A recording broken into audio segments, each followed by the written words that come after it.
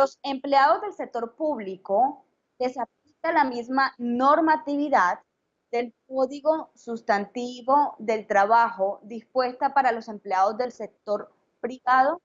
La respuesta, señores, es no. El artículo 3º de ese Código Sustantivo del Trabajo dice que la normatividad laboral va a y va a dirimir los conflictos que existan entre los particulares, ¿ya? O que sean de carácter particular, y la parte colectiva, el Código Sustantivo del Trabajo, para que los quienes no lo saben, se divide en una parte individual y una parte colectiva. La parte individual, pues, tiene que ver con las relaciones entre el empleador y el trabajador, ¿ya?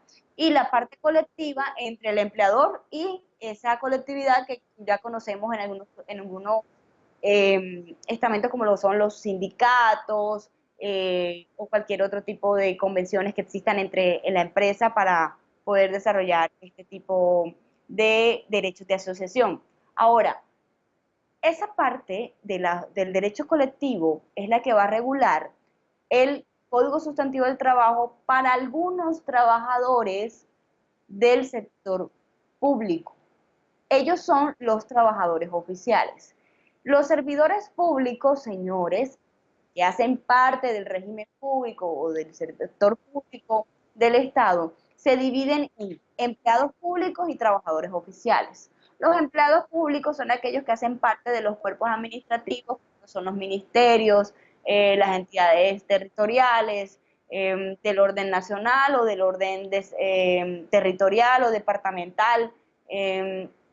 Entonces, cuando ocurra que son funcionarios, que son empleados públicos, que están siendo vinculados mediante una relación legal y reglamentaria, como un nombramiento, como un concurso en carrera administrativa, esas personas tienen el carácter de empleados públicos. Ellos tienen su régimen especial para el tema de sus salarios, sus prestaciones y todos los derechos laborales que se le puedan dirimir. De hecho, ni siquiera la justicia laboral ordinaria dirimiría ese tipo de conflictos, salvo ciertas excepciones que la norma señala. Pero cuando se trata de trabajadores oficiales, que también tienen tienen parte de ese mismo régimen laboral, disculpen, ese tipo de trabajadores oficiales que hacen parte de la construcción, de las obras, que son más que todo los trabajadores operativos, ellos en el área colectiva, en lo que tiene que ver con sus derechos de asociación, serán dirimidos con base en el Código Sustantivo del Trabajo. Si lo que quieren es analizar cuáles son las prestaciones sociales que tienen derecho los del sector público, pues señores, yo les voy a dar como recomendación lo siguiente. Primero tienen que identificar cuál es la naturaleza jurídica de esa entidad, ¿ya? ¿A qué tipo de orden pertenece? Si al orden nacional, si al orden descentralizado, si en realidad es una entidad territorial, si es una unidad administrativa especial. O sea, tienen que identificar qué tipo de entidad es según su naturaleza jurídica para analizar cuál es el régimen que le cobija. Ahora, dependiendo si el empleado es de la rama ejecutiva, legislativa o de la rama judicial, también se va a analizar cuál es ese régimen salarial y prestacional que les cobija. En estos momentos, el decreto 1919 del 2002 es el que está cobijando para los empleados de la rama ejecutiva, ¿ya?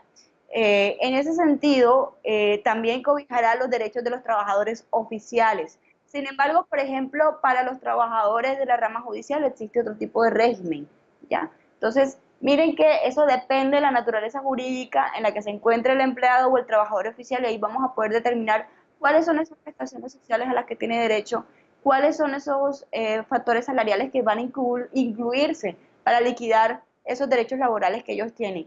Y por lo demás, el sector privado siempre va a seguir rigiéndose por el Código Sustantivo del Trabajo.